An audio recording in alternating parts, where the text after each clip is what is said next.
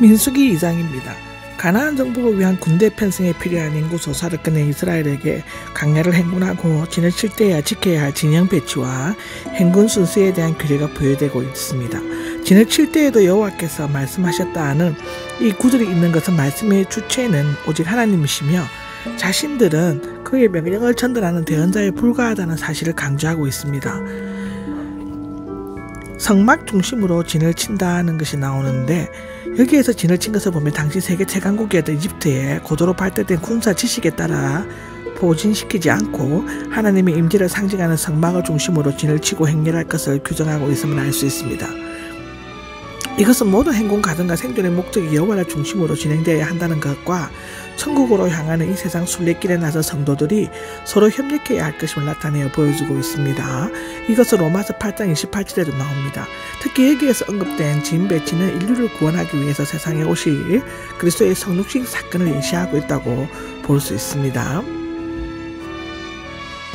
깃발과 자기 종족을 상징하는 기치가 나오는데 이스라엘은 성막을 중심하여 네 방향의 기본적인 진영으로 배치되었고 각각 하나의 깃발이 있었습니다. 아마도 이 깃발은 네 색깔과 네 모양으로 되어 있던 것 같으며 유다 진영은 녹색 바탕에 사자 문양, 루벤 진영은 붉은색 바탕에 사람의 머리 문양, 창세기 49장 3절에 나오죠. 에브라임 진영은 황소 바탕에 소 문양, 창세기 41절에 나옵니다. 단 진영은 흰색과 붉은색의 조화된 바탕에 독수리 문양을 하고 있을 것이라고 합니다. 바로 이 진의 깃발 아래 각 지파에 상징하는 12개의 기치가 사인이죠.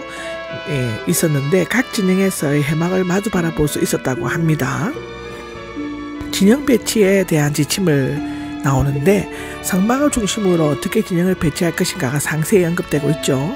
사지파의 진영이 각기 다른 방향과 위치에 배치되어 있지만 성막을 가운데에 두었기 때문에 서로 마주보면서 하나가 될 수 있었다는 것인데 하나님이 중심이 되며 흩어진 마음이 하나로 묶어지기 때문에 부조화나 분열은 있을 수 없었다고 갈라디아서 3장 28절에는 기록하고 있습니다.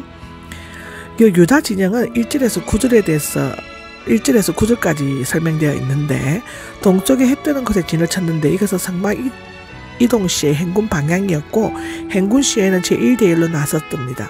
지금 그들은 북쪽으로 행군해야 했지만 매일 동쪽에서 새벽이 시작되므로 그곳에는 영광스러운 장차 빛으로 오실 예수님이 태어나시게 될 유다 지파가 진을 치게 되었다라고 창세기 49장 말라기 4장 요한복음 1장 9절에 나옵니다.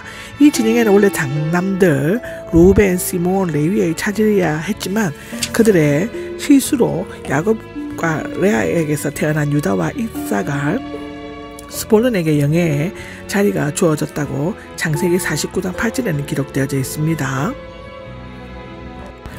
루벤 진영이 나오는데 10절부터 16절까지의 얘기입니다. 이 진영은 광야 행군 시 제2대일에 속했고 성막 남편에 위치하였으며 야곱과 레아에게서 태어난 루벤과 시므온 즉 레위는 지파에 포함되지 않았습니다. 레아의 여종 실바에게서 태어난 가시 진을 쳤는데 남편 방향은 행군 시에는 우편에 해당하여 힘을 상징한다고 합니다. 루벤은 야곱의 기력이 시작이요 능력이라고 창세기 49장 3절에는 기록되어져 있습니다. 에브라임 진영이 18절에서 24절까지 나오는데 제3대열에 해당하며 요셉의 두 아들 에브라임과 므낫세 그리고 베냐민이었는데 요셉과 베냐민은 야곱과 라헬에게서 태어난 형제입니다. 그들은 행진하면서 고아 자손이 성물을 운반하는 것을 보호하고 호위하는 역할을 하였다고 합니다. 단 진영은 25절에서 31절까지의 기록이 있습니다.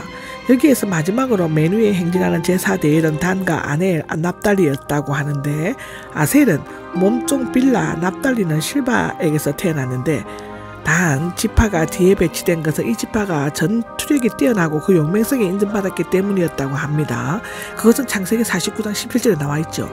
따라서 단 진영은 행진 중 맨 뒤에 가면서 후방의 안전을 도모했을 것입니다. 그러나 단 지파는 후에 우상 숭배 때문에 가나안에서 아무런 분깃도 받지 못했다고 요한계시록 7장에는 기록되어져 있습니다. 이스라엘 백성의 순종에 대해서는 32절에서 34절까지의 기록입니다. 이스라엘 각 지파가 진을 치고 행군할 때의 지침을 자세히 내리고 난 후 그 지파의 인원수를 합산하고 이스라엘 백성들이 여호와께 명하신 것을 그대로 신속하게 순종했음을 덧붙여 기록하고 있습니다.